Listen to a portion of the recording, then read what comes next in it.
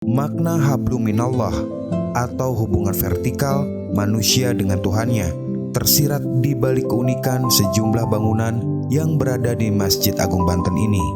Kalau yang belum tahu, ya harus tahu. Sebelum ke video selanjutnya, alangkah baiknya buat kalian yang belum subscribe, klik tombol subscribe dulu ya. Dan jangan lupa untuk berbagi informasi ini ke seluruh teman-teman kalian. Serta nyalakan loncengnya, supaya kalian bisa mendapatkan update informasi terbaru yang lebih unik dan menarik lainnya.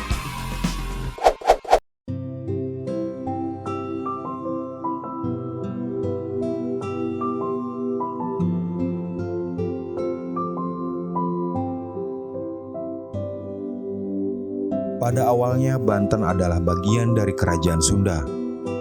Namun pada 1525, Syarif Hidayatullah berhasil menaklukkan kerajaan tersebut atas utusan Sultan Trenggono. Tujuan penaklukan tersebut untuk menyebarkan agama Islam di Pulau Jawa. Syarif Hidayatullah merupakan putra Syarif Abdullah Umdatuddin. Beliau mengembangkan Cirebon sebagai pusat dakwah dan pemerintahan. Putranya yang bernama Sultan Maulana Hasanuddin berhasil mengembangkan kekuasaan dan menyebarkan agama Islam di Banten. Syarif Hidayatullah pada 1525 berhasil mengislamkan wilayah Banten yang dahulunya masih daerah kekuasaan Sunda Pajajaran, kemudian menyiarkan agama Islam dan memerintahkan anaknya, Sultan Maulana Hasanuddin, untuk membangun istana di Banten. Banten merupakan salah satu kerajaan Islam terbesar di abad ke-16. Pelabuhan Karanghantu menjadi bukti kejayaan Banten. Pelabuhan Karanghantu merupakan pusat perdagangan domestik maupun internasional.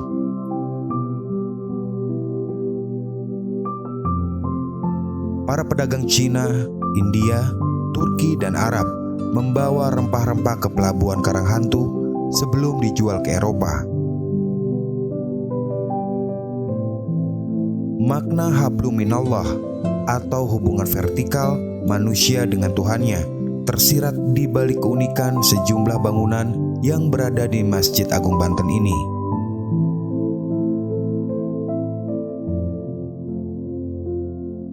Ceritanya, Banten terkenal dengan pusat peradaban Islam di masa pemerintahan Kerajaan Sultan Maulana Hasanuddin Banten. Beliau menyebarkan Islam di Nusantara ini, khususnya di negeri Banten, mengubah secara totalitas dari kebudayaan yang primitif menjadi budaya yang memang Islami. Sultan Hasanuddin adalah putra daripada Syekh Syarif Hidayatullah, Sunan Gunung Jati Cirebon. Beliau diutus oleh ayahnya untuk menyebarkan Islam di negeri Banten, sehingga pada gilirannya sukses, sehingga membentuk satu kerajaan, namanya adalah Kerajaan Banten, Kesultanan Banten, di mana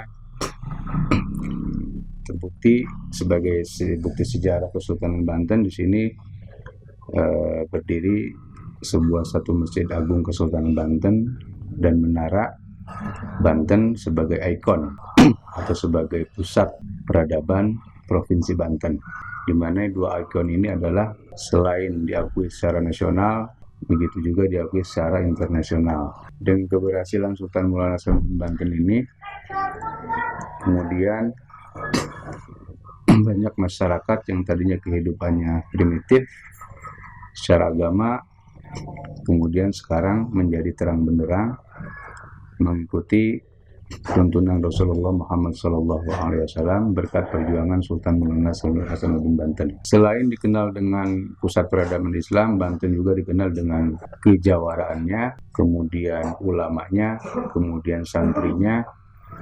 Maka Banten menjadi pusat perhatian menjadi pusat perhatian dunia, sehingga dari hari ke hari, dari minggu ke minggu, ribuan bahkan jutaan pengunjung berdatangan untuk ziarah silaturahmi di Masjid Agung Kesultanan Banten yang terkenal adalah dengan Raja Sultan Maulana Hasanuddin Banten.